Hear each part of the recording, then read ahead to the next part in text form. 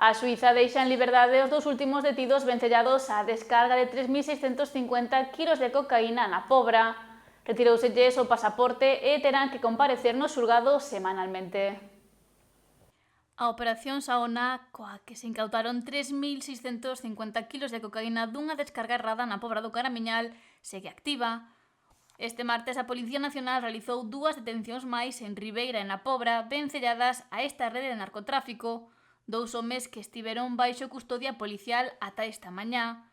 Prestaron declaración en Muros ante a xuíza que instrúe o caso e hoxe foron postos en liberdade.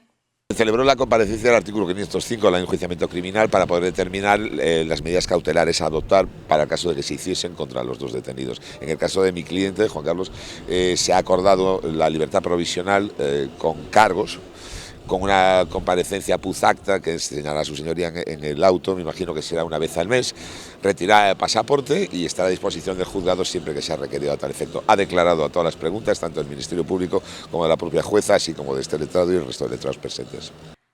Aínda que finalmente terán que comparecer no xulgado de forma semanal, xa que o caso segue aberto. Porque todavía no se ha levantado el secreto de sumario, nos encontramos con un procedimiento para las defensas muy difícil, porque es muy difícil poder argumentar sobre hechos que no conoces ningún dato objetivo.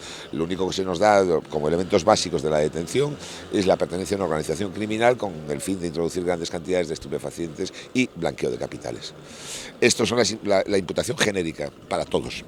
No hay nada específico para nadie, vuelvo a repetir, porque hay un secreto de actuaciones brutal. Nos dan los elementos básicos de la detención, que es aquello que te sirve pues, para formar una primera línea de defensa, pero los elementos básicos aquí son organización criminal, blanqueo de capitales y tráfico de drogas. O sea, son imputaciones muy genéricas, en las cuales no podemos determinar el grado de responsabilidad de cada uno de ellos.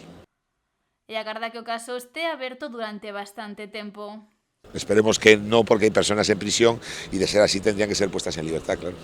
No se puede mantener una prisión preventiva para poder de alguna forma acelerar o dejar de acelerar por cuestiones procedimentales. Con estas 2 detencións, a pesar de ser postos en liberdade, están a ser investigados. Esas son 16 as persoas arrestadas pola súa suposta vinculación a esta trama. Unha dúcia deles foron xa enviados provisionalmente á prisión e atopan en Teixeiro.